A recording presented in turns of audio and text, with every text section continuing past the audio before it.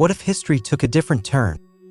What if one of the greatest empires the world has ever known never collapsed? No sack of Rome, no fall to invaders, no fragmentation into feudal kingdoms. Before we start, take a moment to leave a like and subscribe. Let us know in the comments where you are listening from. It's cool to see where everybody is coming from.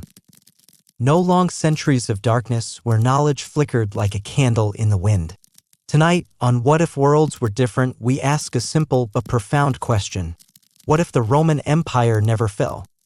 Not only will we imagine a different history, we will walk its streets, hear its voices, and explore a world shaped by an empire that refused to die. So settle in and let's drift through time together. The year is 2025. You step out of your home in Nova Roma, once known as Paris. The sky is bright but shaded by ancient stone aqueducts that now carry purified water and electrical wiring through the city.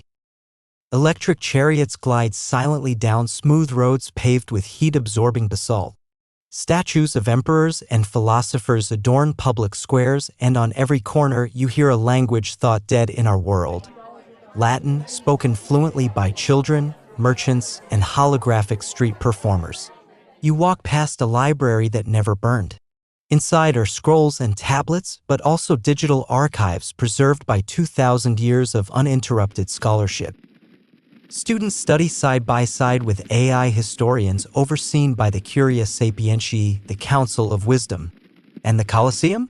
Still standing, still magnificent, but no longer a place of blood.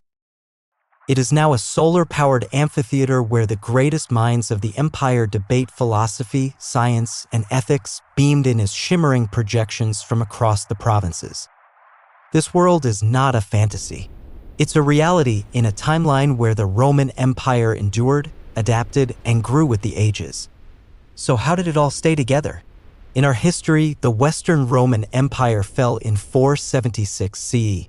But in this world, a pivotal shift occurred around the 3rd century, a crisis narrowly avoided.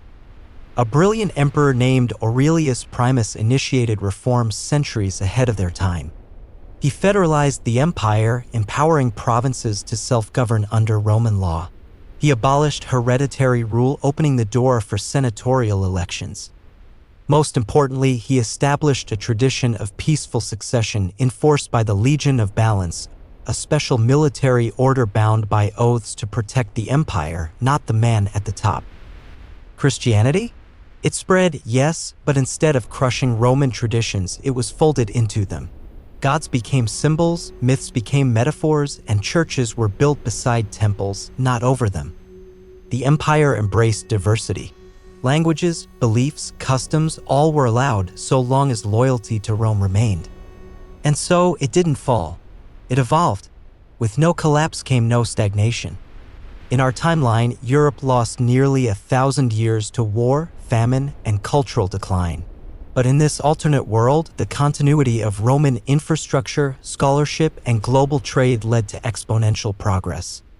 By the year 1000, engineers had built steam-powered mills and primitive mechanical calculators. By 1400, Roman inventors were experimenting with flight, gliders based on the notes of Alexandrian thinkers. By 1700, the empire had developed electric street lighting in Rome, Constantinople, Alexandria, and Londinium. And now? In 2025, AI assistants speak in fluent Latin governed by the Officium Mentis Artificials, the Office of Artificial Minds. The empire has no Silicon Valley. Instead, it has the Campus Machinarum, a massive island research complex in the Mediterranean where philosophers and technologists debate the moral direction of innovation. And the internet? It's called the Via Communis, a vast digital highway accessed through public terminals in bathhouses, temples, and cafes.